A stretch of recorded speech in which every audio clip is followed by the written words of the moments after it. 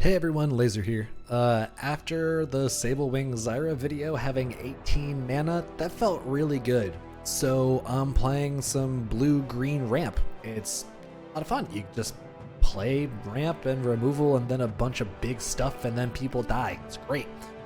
There's kind of three main categories of stuff in this deck. First of all, there's early game defense.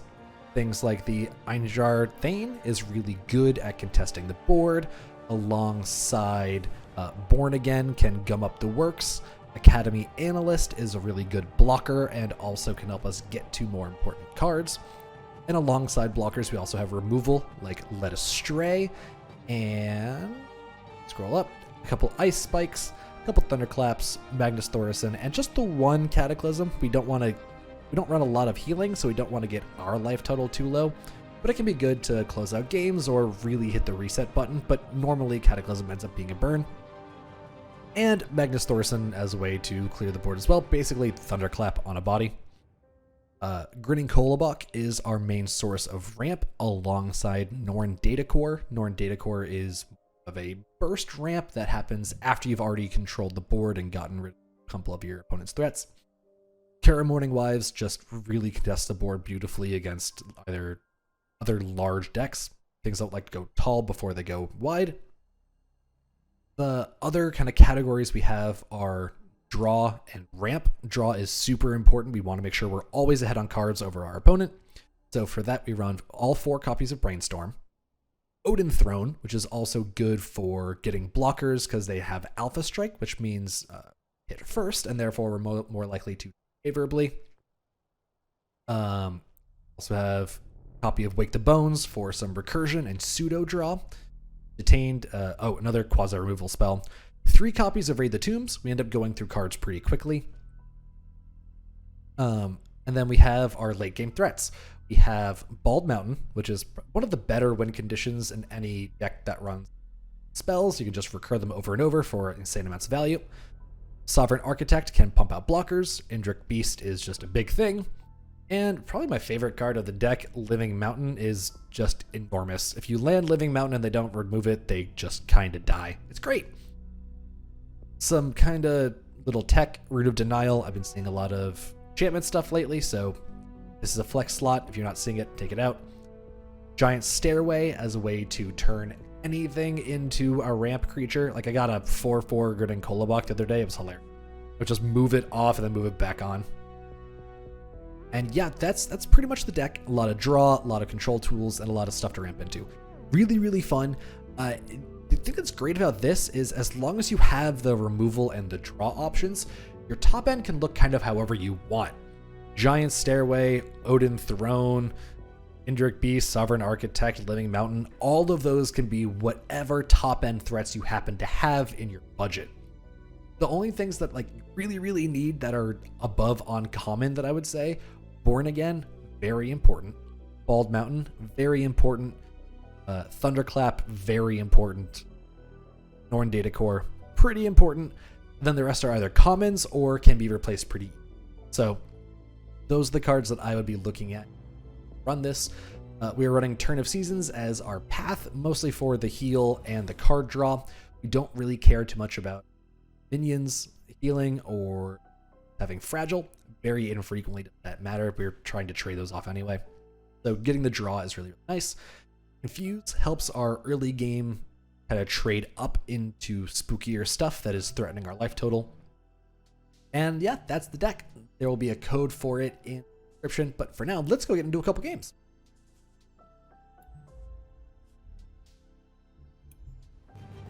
All right, found game number 1 against Draffy. Looks like they're on Disc of Circadia, which oftentimes indicates to me that it will be a reanimator deck. Getting Grinning Kolobok first is nice. We also have these detains that we can ditch because they're nice, but we don't need to give them in hand. Definitely we'll keep one in case he is playing reanimator. Yana virus indicates that he's controlling deck of some sort. Oh, maybe not. Axolotl is usually a slightly more aggressive energy, so we get the ramp. Kind of want to keep brainstorm online. Norn datacore we don't need time particularly soon. Mourningwives is really nice to have early. I'm gonna burn the datacore. Plop born again down. Just get our defense going.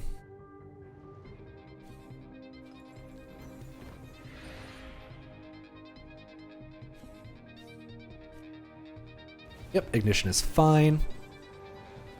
I'm really hoping we draw into something blue and burnable so that we can get Kara online.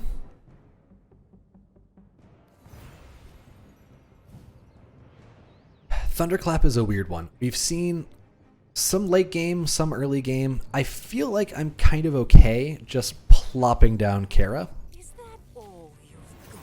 It's a pretty big threat. We get our Born Again back in case we need a little bit more defense. Misanthropia is some more controlling tool.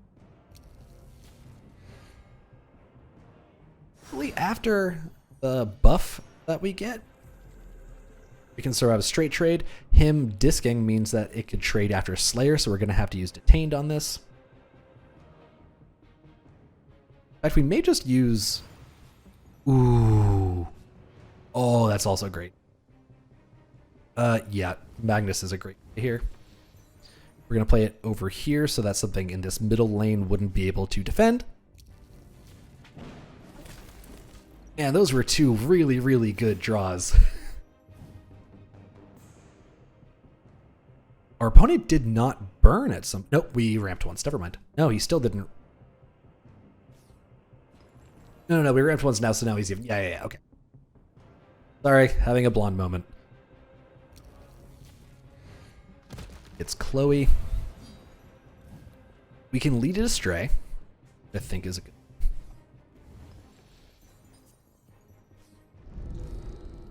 Now, smack with both. And brainstorm. Awesome. Things are going quite well. Something gets in the way of Kara, then we can detain and subsequently deport it. He's using most of his mana on powering, so that's nice. Pretty solid shot. We just got it here. Yep. That's going to be lethal for us. And detain this.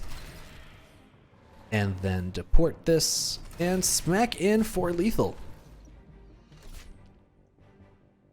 So that's a good example of how Kara is disturbingly powerful. And we just happen to get the right tools at the right time to be able to get our damage through. Didn't really show a lot of the ramp elements in that one, but we did show how this deck kind of wants to play. A bit defensive in the early game and then start popping some bigger stuff.